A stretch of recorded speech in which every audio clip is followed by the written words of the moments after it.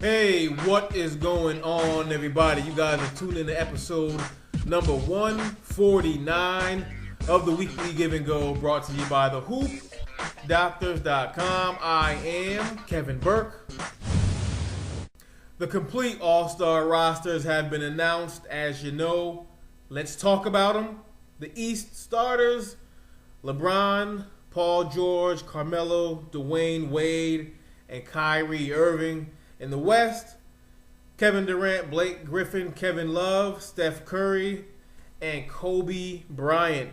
The West, that's a terrible starting lineup, I think. It's just, let me first say this. I think the process is right. There's a lot of people upset every year about the process that votes the starters into the All-Star game. I think it's right. This is an exhibition. The fans want to see it. There's only a league because of the fans. This whole thing called the NBA is possible because of fans. So yes, let them have a voice once a year. Let them vote in the starter. So I love the process. I really love the process. But having said all that, Kevin Love, as great of a player as he is, the numbers that he puts up, you can make the argument that he puts up these numbers because he plays on a bad team. That's another topic for another day. Kevin Love should not be an all-star starter. When I think of an all-star starter, I think of a household name, somebody who's almost like a celebrity, somebody who really has, I think, that cachet. Again, Kevin Love is very, very good. He is worthy of being an all-star starter, but he's not worthy of being an all-star starter. If you get kind of where I'm going with that, you need some sort of buzz about you. He doesn't really have that. I was surprised that he was voted in. Again, a great player, taking nothing away from him. Steph Curry, I thought him being an all-star starter, he's about a year away from that.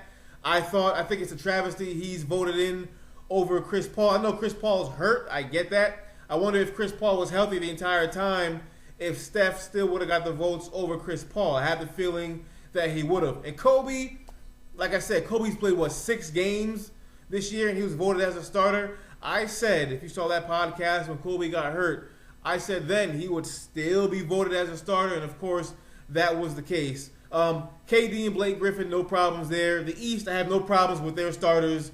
You can make the argument that Wade doesn't deserve. Actually, it's not an argument. Wade does not deserve to be a starter, but he's Dwayne Wade. So that's my take on the starters. Some guys belong, some guys don't, and some guys belong. If that makes any sense. Now on to the reserves in the East. You got Chris Bosh, DeMar DeRozan, Roy Hibbert, Joe Johnson, who has absolutely no business being on this team.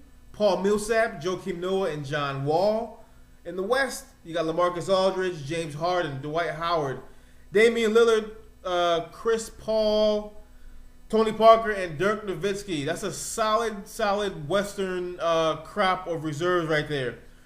All right, let me get into the snubs, because this is what everybody wants to talk about all the time. Who was snubbed and who wasn't? I think the most egregious, obvious snub, in my opinion, has to be because DeMarcus Cousins in Sacramento. The man is 22-11, and he was not voted. Rather, he did not make the All-Star team. I get it. The Kings are last in the West. They only have 15 wins. They have the second worst record overall in the NBA, but he's 22-11. That can't all be his fault. I think that's the most egregious snub. But I think he will get in because they're going to eventually have to announce a replacement for Kobe Bryant because he's not going to play in the All-Star game because his knee is still bothering him. I think that first guy in, I think it has to be DeMarcus Cousins. Another snub, Anthony Davis of the Pelicans. He's 20-11 as a second-year player. I must say, I'm very surprised. I did not think he'd be able to average 20 in the NBA. He didn't even do that in college. So I'm very surprised that he's doing this. I think he's a snub. On the East, my snubs, but I only had one snub really on the East. You can say Kyle Lowry. You can say a couple of guys. Lance Stevenson, I don't think Lance is a snub. I don't think Lance is there yet. I think Al Jefferson is a big snub. He's 19-10 on a very, very, very surprising Bobcats team. So I think he could have been in there. And again, I could live without Joe Johnson being an all-star this year. Now finally, as a whole, from top to bottom, is it just me? Or doesn't this crop of all-stars collectively lack star power? I mean, seriously.